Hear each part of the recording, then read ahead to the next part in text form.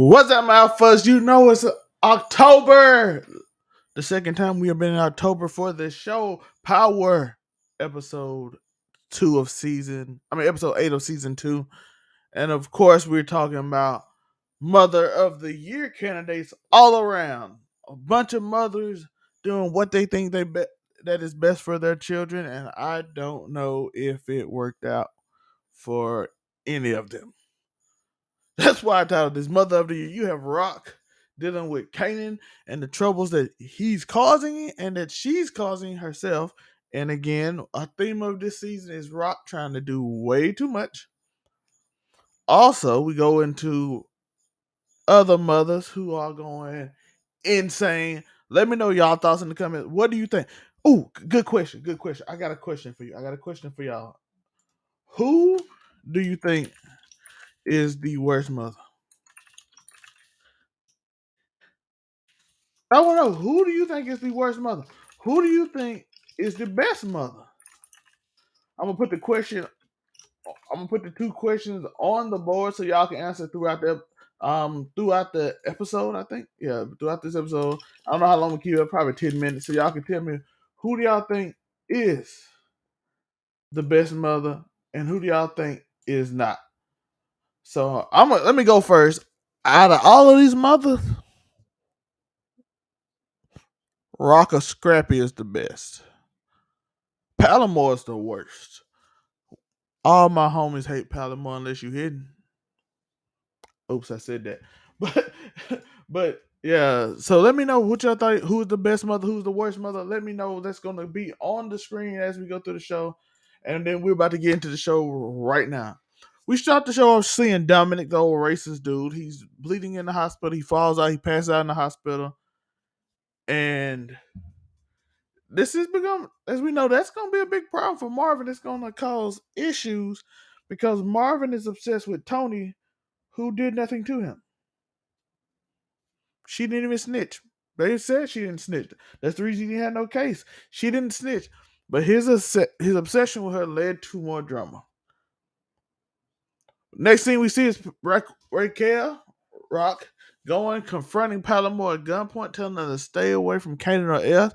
She said, if I come back up here, I will not be speaking. It would just be business handle. Stay away from my son. I heard rumors that you've been doing this with other little boys in the neighborhood. You dangerous. Stay away from my son. Kanan ain't the one to mess with. I don't trust you. You ain't hurting my son's future. He think it's cool and all that right now. Till the older he realizes it caused him a lot of anguish that this woman don't really love you and she's a succubus who decided to like danger instead of you. She likes danger and the mystique of being with underage men because to see if she can keep them quiet. That's what, next thing we have Uniqo. He's talking to Marvin, talking about he knew you messed up. Marco is gone because of you, and you still got a person that's still alive. It's someone that can ruin your whole game. Someone that can set you up. You should take care of that before it get back to you. Because I don't have a problem. You and your family will have the problem. Has nothing to do with me. This is the one thing I think kind of threw my plans in a wrench, which y'all know I've been very correct on a lot of these. I think this one threw my plans in a wrench. I really do. I think this is the one that threw everything in a wrench for my whole plan because I thought it'll be more aligned with some of the thoughts I had, even though I was correct about one that we're going to talk about. But I think this plan ended up causing a different set of problems I thought Raq was going to have, even though it's still the problem I said Raq was having when she introduces all these new things to her family who probably wasn't ready for it.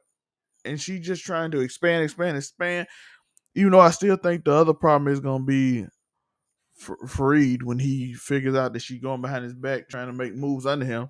Because I think he got people on. I think the people he got, I don't think Raq understand the loyalty. A lot of people outside the family ain't loyal to her, so I don't think she understands that Fareed Cartier got loyalty to him, and I think he gonna figure out what she doing, and they getting back to him to get back the news so that she can know who he working with and who she working with, so he can expand even here. We see in the theme of Mothers of the Year. In the theme of Mothers of the Year, we see Scrappy Mother pull up on Kane talking about Raq gonna handle this. She know my son didn't do nothing like this. So Rock better handle this or I'ma handle it. Again, mother of the year coming up saying she gonna handle some street stuff, even though she is not a street woman. She wanted y'all, I know y'all gonna tell me, I know y'all gonna say it. I know y'all gonna say it. She was rolling dice and having them little club offers. That's the shiesty hood person. Rock the hood person. I don't know if she pulled triggers, she just run games. Anybody, if you know about the people that run the games, especially during this time period, it was people that ran games, card games and stuff, but they wasn't really about that. Now, I don't know who she know. I don't know who she knows, but it can end up being bad. Next thing we go to, we see Lou. He gets angry that he paid the DJ to play Caesar song on the radio. The the man clearly stalling him out, not doing it. Asked what Crown is. He said Crown on vacation. You dealing with me now. Guy like Crown know how this work. Invited Zisa upstairs to, of course, do what these people do. Do me a favor, I do you a favor. My guy ain't going for that. Lou put that gun in his mouth and said, "You gonna play the song?" My dude start crying. He acted tough in the episode when Lou was there, but we know he ain't that tough. We know the DJ ain't that club, but he said, "You gonna play my song?" He didn't even say. He said not once, not twice, but on repeat every day, not once a day, on repeat throughout the day. My man handling his business. I told you, old Lou is back. I think he's still causing problems for Rock because he wanted to still be perceived as old Lou. Because when he that new Lou, when he was obsessed with product and beat making Lou, after the incident in the first season, he kind of laid off, and now he's in trouble. He don't want Rock to look at him like he can't handle his business. So of course he doing his own thing. That's the difference between him and Marvin and me. I think Marvin was trying to, knowing that he knew that she would say, Rock would say, "Leave it alone. She ain't snitch on you. You good. Why you worrying about that?" But Lou just didn't want to look bad in front of because he been messing up already. It's a big difference between those two to me. Let me know y'all thought. Do y'all think that Marvin or Lou's situation was worse?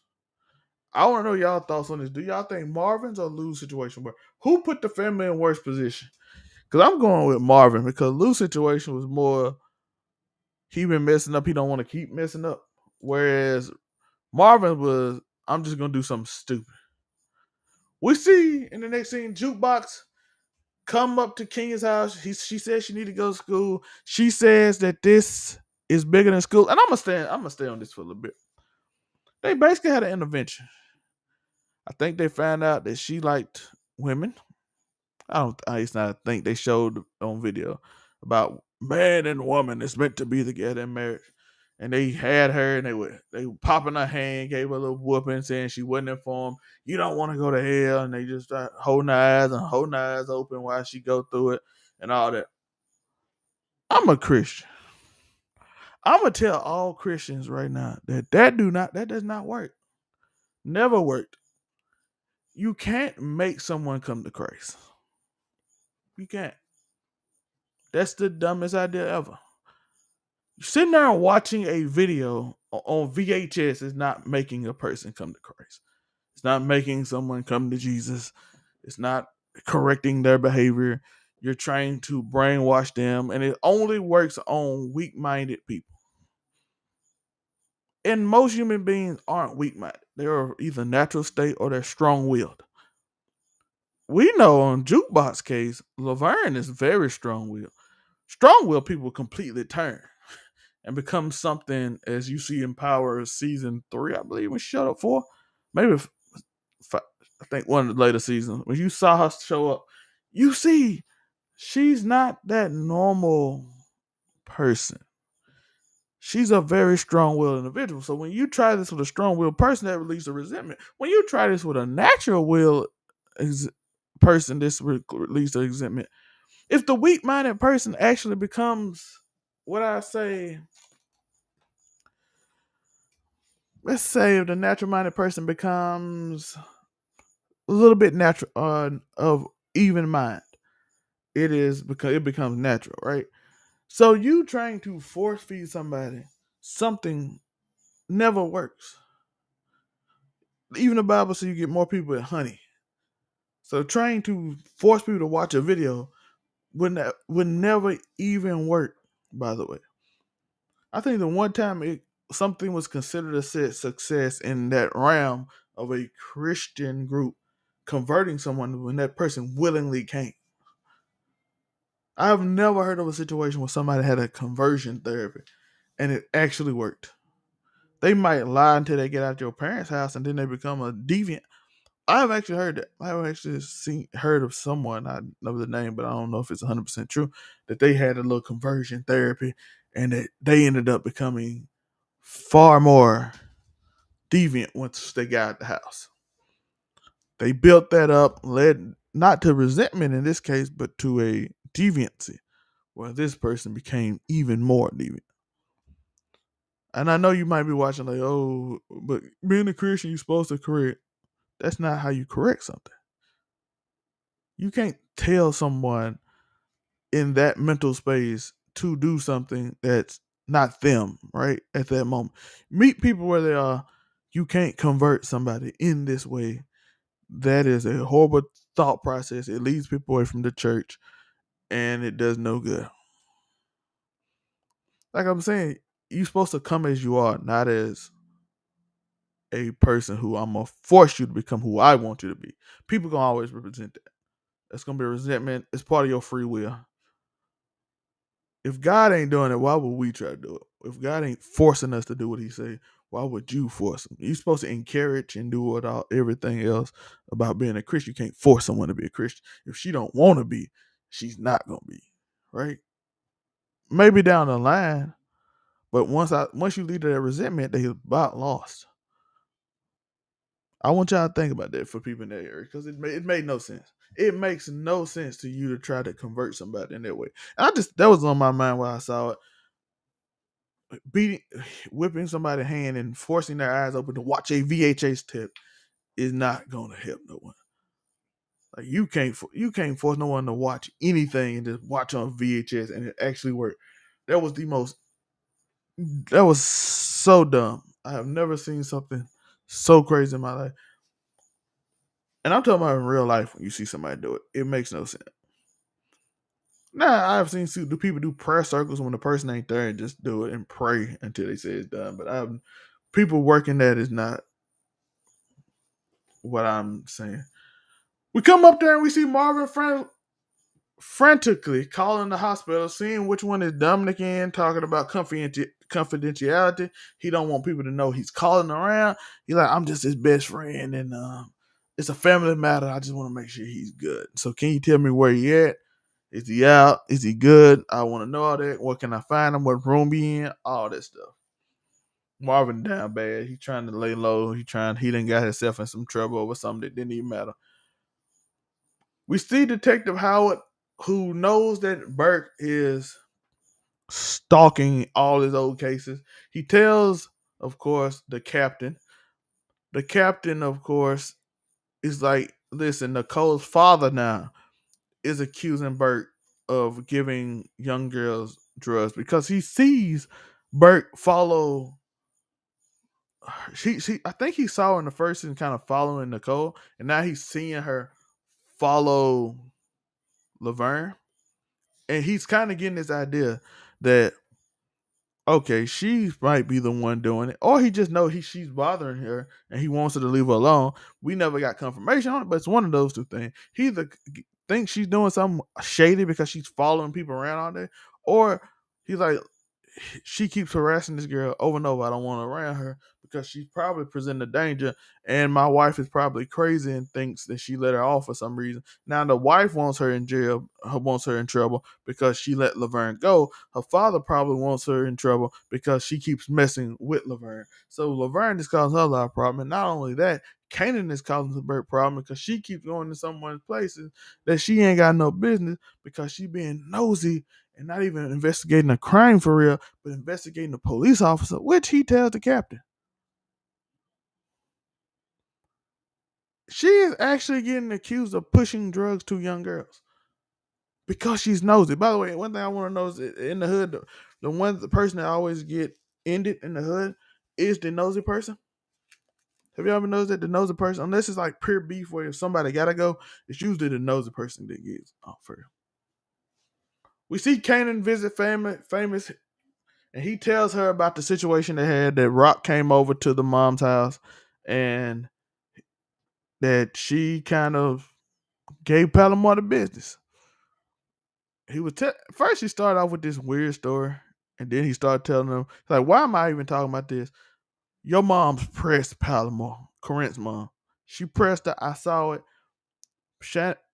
Kanan, of course, goes down and tells her, "Listen, my mom, she ain't gonna do nothing to you. You with me. You with me." And oh, you ain't gotta worry about that. She she admits what I said in episode 3. She admits it. She admits it. She says, "Look, I knew she was your mom. When I met you, I thought it was danger, but you too much danger." She did a little seductive lip hold thing and held him by the chest, told him she can't go, and slammed that door quick in his face. My man must be upset. We see Sal Pasoli talking to Unique, charging them to find out whoever did it, and whoever ended his son would be in trouble. We didn't see what we just talked about with the captain confronting Burke, mandating her to stop because he said, "Yo, listen, you flying too close to the sun, Icarus." By the way, that line was used by Fareed, so I'm gonna say it again. But you're flying too close to the sun. You're messing in business you ain't supposed to mess in. You doing too many things you're not supposed to be doing. She looks at him like it wasn't about overtime because Howard asked about overtime before. We see Raq dining with Cartier. He says this again. Tremont, his right hand man, was arrested on weapon charges. Raq, of course, dug into him, trying to free him. She tried to set something up with her lawyer because Reed basically said he wasn't going to do it. He got to learn his lesson. He using my time to do his own thing. He think I'm going to get him off on my time. So, of course, Raq see a little openness just she can creep in. But again, I don't think she understands. I think they're going to be real loyal to him. I think they're going to be real loyal to him. We see this, and Fareed, I think he knows. Y'all think he knows? I think he knows. I think he got little spies everywhere. I think he's working the game. I think Fareed understands. I think Raq, once again, biting out more than she can chew. I don't think she knows what she knows. You know what I mean? I think she just know what her little area do. She don't know how it work outside. 'Cause again, too many breads in the basket. We see Raq show Kanan the new home. They confront each other. He confronts her about Palomar. She says ultimately, "Listen, I know you're gonna regret in the future. Sounds like fun now." He said, "What you know about that?" I don't know if he's heading toward Howard because I heard she was 17 or 16 when Howard was a case, but based on what we know from Burke being nosy. So I don't know if she knows that. He's kind of hinting that he he knows she ain't holding everything to him, so he don't even gonna ask because he don't trust her. He told Jukebox this later in the show he don't trust her. Why should he trust her? She been being weird. He asked about the scrap situation. Why you ain't do nothing about that? I know how you like scrap. You would be running off if you didn't think it was scrap. Why you not? So he feeling like a bunch of stuff is being off, especially after he found out because Famous was going through his bag that Howard is his father. And Famous stupid self was going through it and said the father's initial is the same as that, even though it wasn't. And only Kanan knows this, by the way, so it's very interesting. We see Sal toasted to Marco, learned about Dominic. Sal visits him in jail. Dominic snitches. Oh, it's still hard for me to watch the Italian dudes say the N word. But it's a show. It's a show. It hurt my heart. It's a show, though. But they go up there. They discuss. He said, "We're going to take care of them." He critiques Jimmy for not taking advantage of Shuno when he had a chance. Instead of, even though he like, we don't hurt children. That's the rule they got. But he was kind of disappointed. He was mad to hear about it. He learned about Marvin and the deal they had. We see Jukebox. She burned all the girly clothes. Marvin comes in the house, consoles her. They go to Kenya's house the next day. Kenya slaps him because he like, you not there, you chasing an NBA player, which some do. She chasing that bread. Which is probably why she go to that crazy people church. Usually when people like chase bread and got like a lot of regrets, instead of fixing their regret, they try to go to church and make up for it. Ask for forgiveness in that weird way and try to convert. Like, I'm gonna make sure my daughter ain't going to hell. All that weird stuff, you know what I'm saying? Instead of just being like normal and going to like seek forgiveness, not only from God. I'm not against that, going to church and all that, but again, seeking reference to her daughter. If you want to be forgiven for that, you work on that. You work on God for you. You don't try to force her. You don't force her into God, but you go into that. Instead, Jukebox yelled at her, said she never needed her. They had a great talk. They even gave a fist bump at the end. He told about Renee and how he's working on his anger management problems and all this stuff about like his anger management. I'm trying to think what he said. I'm sorry. That's why I paused. I apologize for that. This is live though. I'm not recording, so I might do some recording preview on this, but I want to do this live and talk to y'all. If anybody, we usually have people in the chat, but it's a little light today. But if you come later, just remember to like and subscribe. We do this every Sunday. Tell a friend if you enjoy the content. Don't just like it. Tell a friend if you enjoy it. If you don't, that's cool too. If you don't never watch the video again, that's cool. I thank you for your time. But remember to like and subscribe. But yeah, I think she told him. Yeah, he talked about Renee and talking about how angry people is sometimes silent angry, and then you can be upset angry, and he's working on anger management. She's like, I know, Dad. And that's it. Next thing we see Raq shopping, grocery shopping. She is confronted about her past with how this woman ain't learned her lesson. Something bad gonna happen to him. Raq just walks right past her. Kanan is packing up his clothes, speaking to Jukebox. Jukebox telling you need to pack one away. You don't know how to do nothing. Basically telling him you don't know how to live on your own. You don't know what you're doing. You just going out, doing whatever. By the way, before this, the night before he went to Howard's house, we find out that he's actually in Howard's house. He slept and he wanted to go to the back. Other people in the hood don't think he's hanging out in the cop's house. But now he's speaking to Jukebox and telling about she fed him so many lies it was hard to decipher on what to trust, and he don't know, and she used the love as an advantage to put him through something. She had him do things that he knew he wasn't right and was just strange. And you even said it, Juke, that she should never put me in that situation. I don't trust her. I'm moving out. I'm moving famous. I do wonder if this is a reaction kind of to Palomar because that demon did put something on him. That demon put something on him. Unique Mac Rock told him Sal demands to meet. Rock said, what he meeting for? We ain't got no business. I ain't doing nothing. I don't know nothing about what's going on. Why he want to meet? Unique, of course, tells her that ask Marvin. Marvin tells her about Tony.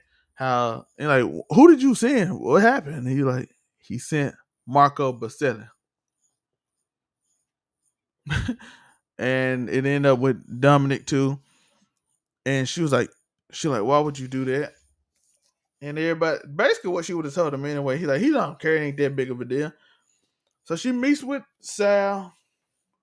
Sal demands that normally in this situation, a son for a son, but your son's like 16. We don't do children, so I'll take your brother since he the reason this has happened. Your brother gotta go.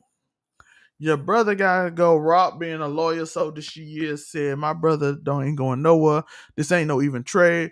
He had a job. He didn't get through it. That ain't on me. That ain't on my brother. He didn't do his job. Sal said, listen, he didn't go through me. If he went through me and this job was handled through that way, cool, I would accept it because I condone this. But it didn't, and that was something they claimed on their own, and I didn't survey the situation as much. So I think this is not the same. So they both going by hood culture and the mafia culture. And of course, Rock didn't bow down at all. She did not budge.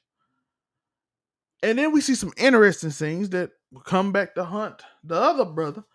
Crown body was recovered in the river. Now, the way Crown died in the river, I don't know if this could actually come back on Lou. Unlike it will with the other people who find out Crown missing. And if Crown missing, he might owe some people some money and a bunch of people might have a bunch of problems. Or it might Fareed can hold this over him because he found Crown missing or something like that. I don't think you can like you throw a body in the river after choking them. You can't. I don't know if you how you can find a choke victim's thing. And I think the water would have washed off DNA after it been frozen. So I don't know if that actually work. Y'all can let me know in the comments. Does that actually work? Like if you freeze somebody, does it actually come off of you and you can't get DNA? Because he was strangled. It wasn't like you're gonna find a bullet fragment or who the bullet belongs to, forensics, all that. It was a choke. So any random wire could do that, right? Unless you knew the exact wire that choked him, because he choked him with a wire. It wasn't even his hand, it was a wire. Which is also that would probably be hard for forensics if I'm not mistaken, but he choked him out. So they found this and a whole bunch. He said it wasn't his lucky day. It's gonna be hard to find out. I don't know if they can sway that in forensics. They might try it. I'm interested. What do y'all think? Y'all think they're gonna sway Crown's Camacho's body into forensic? Because I don't think that's plausible. I think what they're gonna do just cause problems because everybody figured that he did it, and Cartier gonna use the event, or other people gonna use the event. So I don't think this situation is as desperate as the other situation. We see Marvin visit Renee in the next scene and wanted to share a breakthrough. Time he controlling his anger. He's back with his daughter Juke. They fist bumped. Everything in life is good, and that everything is gonna be good. He's working on his anger. He want to thank her. She's happy that they on a date. She said, "I really like you." All that we knew, and I'm like, "Yes, I'm rooting for the couple." And then, of course, we saw in the scene before he did the little hand gesture. They made the call.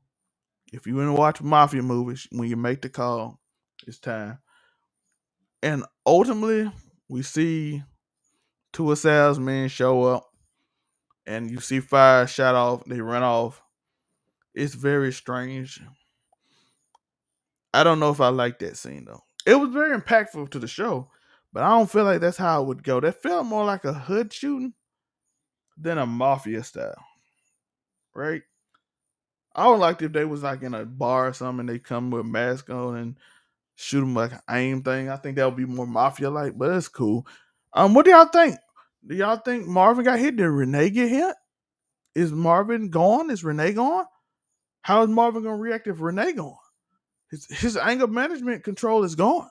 Let me know in the comments, how do you feel about this episode? How do you feel about everyone in this episode? Did you think who messed up the worst, Lou or Marvin? Is Rock going too fast? Maybe Rock messed up the most for not having a family in control. They found Crown body. Palomore is no longer a problem. That demon succubus woman. The mafia then got they lick back according to what everybody's saying. Somebody for somebody, and then they can continue working. If Marvin's gone, Rock ain't gone. They going to war. Who are we unique choose? You know, who are we unique to? Who y'all think Royal Unique would choose if they going to war? If they are actually going to war, who do you think Unique them would choose? Let me know all your thoughts in the comments. Remember to like and subscribe. Tell a friend if you like this content. I hope to see y'all next week. We getting close to the season finale. We got House of Dragons tonight. We got Queen Serpents tonight. I'm ready. I appreciate y'all. We about to get out of here. Remember again, one more time, like and subscribe. All of that goodness. And remember to keep stomping. Why? Because something amazing happened. Peace.